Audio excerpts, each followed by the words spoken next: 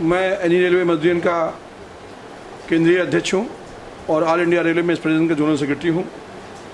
ये 1 तारीख से लेकर के और 6 तारीख तक लगातार पूरे हिंदुस्तान में ऑल इंडिया रेलवे में फेडरेशन की जो यूनियन हैं उन्होंने अपना विरोध सप्ताह मनाया और 8 तारीख को हम लोगों ने अपना पूरे हिंदुस्तान में ब्लैक डे मनाया है। उसका कारण यही है कि जो सरकार की जो श्रम विरोधी नीतियां हैं, जो प्राइवेटाइजेशन के करने जा रही है, जो रेलवे को निजी हाथों में बेचने की बात कर रही है, निजी हाथों में बेचने की बात कर रही है। यही नहीं, हम लोगों का 1.5 वर्ष का जो डीए फ्रीज किया गया वह रेलवे कर्मचारियों को बहुत उसकी पीड़ा है। और हम ही नहीं, केवल सारे केंद्रीय कर्मचारी उस बात से बहुत आंदोलित और आक्रोशित हैं कि बिना किसी हम लोगों से राय मशवरा किए हुए, स्टाफ साइड से बातचीत किए हुए, और उन्होंने एक तुगलकी आदेश जारी करके और जून 2021 तक के लिए हमारा डीए फ्रीज कर दिया गया, जिससे रेलवे कर्मचारी बहुत पीड़ित है। और उसको बहुत इस संबंध में, क्योंकि आज जहां पूरे देश में सारे प्राइवेट कंपनियां बंद हो गई, प्राइवेट लेबर चली गई, आज देख लीजिए कि रेलवे का कर्मचारी ही फील्ड में डटा हुआ है। उसे कोरोना वॉरियर्स का भी अभी तक सम्मान नहीं दिया गया। जो हम लोगों को 50 लाख रुपए का बीमे का संरक्षण मिलना चाहिए, वो उसकी भी अभी तक घोषणा नहीं की गई। ये सरकार की दोहरी नीति है।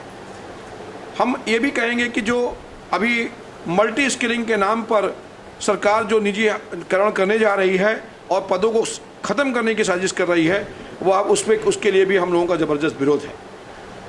आज तक न्यू पेंशन स्कीम के संबंध में कई बार वार्तालाप हुई, लेकिन आज तक कोई फैसला न्यू पेंशन स्कीम के संबंध में भी नहीं हुआ। और आज भी हमारी न्यू पेंशन स्कीम जो नई पीढ़ी है उसके लिए जो मल्टी स्किलिंग और प्राइवेटाइजेशन कर रहे हैं, श्रम कानूनों में संशोधन कर रहे हैं, all India railway mess federation इसका पुरजोर विरोध कर रही है। और अभी लॉकडाउन का इंतजार हम लोग कर रहे हैं।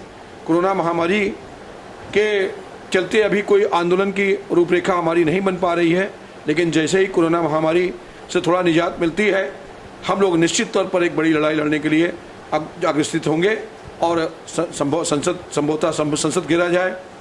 हम लोग रेलवे के चक्के भी जाम करने के प्रयास करेंगे। आज 40 लाख टन खाद्यान्न हम लोग पहुंचा चुके हैं। अगर रेलवे नहीं होती तो आज घरों में बिजलियां नहीं जल रही होती, आधी आबादी भूख से मर गई होती।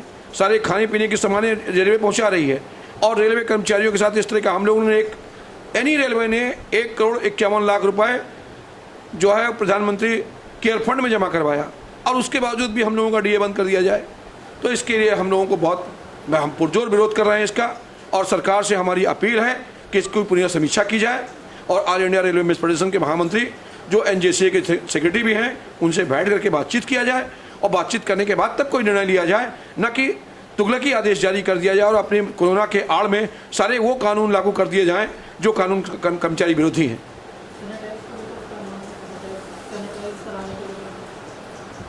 देखिए, हमारा ये भी मांग है कि जहाँ जहाँ वर्किंग प्लेसों पर कर्मचारी काम कर रहे हैं वहाँ सैनिटाइजर की व्यवस्था हो, मास्क की व्यवस्था हो, उनको पीपी की किट उपलब्ध कराई जाए, जो अभी अब बिल्कुल नहीं उपलब्ध कराई जा रही हैं।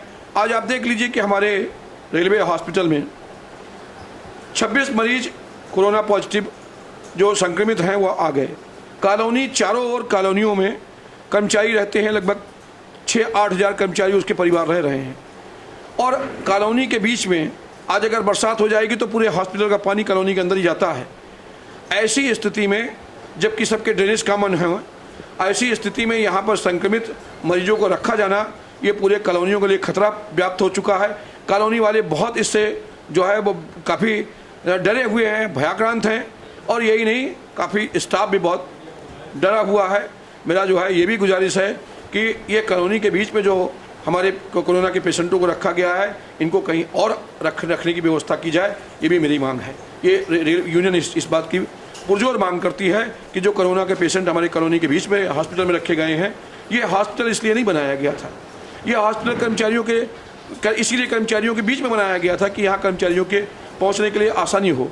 लेकिन कोरोना के पेशेंट जो इतनी जल्दी संक्रमित हो सकता है, अब वो एक ही एंट्रेंस है, दूसरा एंट्रेंस भी नहीं है। उसी रास्ते से 1 मीटर का भी डिस्टेंस नहीं है जिस रास्ते से कर्मचारी जाएगा, जिस रास्ते से कोरोना के पेशेंट जाएंगे, तो कभी भी कोई संक्रमित हो सकता है। इसलिए मेरा ये भी जो है अपील है प्रशासन से, स्टेट गवर्नमेंट से, कि वो जो है इस बात को देखे और कोरोना के पेशेंटों को कहीं एकांत जो है जगह रखे जाए, ना कि कॉलोनी के बीच में रखा जाए। मैं JS भदौरिया, सहायक महामंत्री पूर्वोत्तर रेलवे श्रमिक संघ।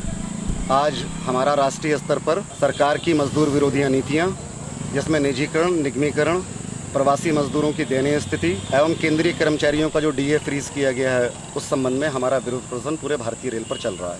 और आज भारत सरकार अपना पूरी मनोदशा बना चुकी है कि जितने भी सरकारी क्षेत्र एवं गैर सरकारी क्षेत्र के उपक्रम हैं, उनको बेचने की योजना पे लगी हुई है।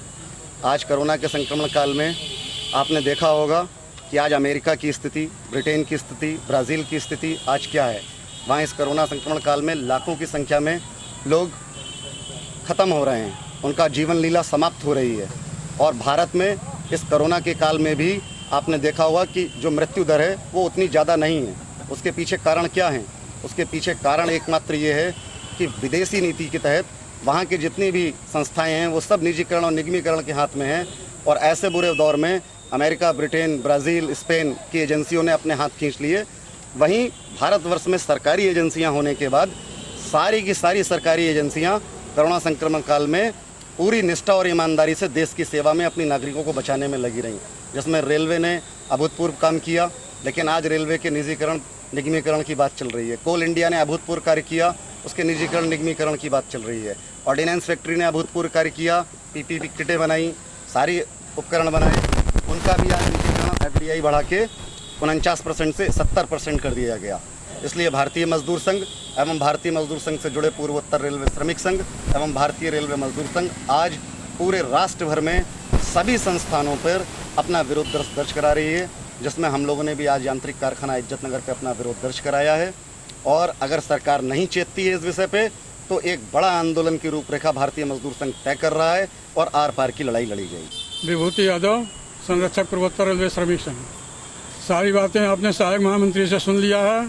मेरा केवल सरकार को इतना चेताना है कि 2004 में एक छोटा सा गलत काम भारत सरकार ने किया था कि रेल कर्मचारियों का पेंशन बंद कर दिया था, और जिसका परिणाम आप लोग देखे होंगे। 2004 के बाद 2014 तक यह सरकार जो है बन नहीं पाई और पैदल रही।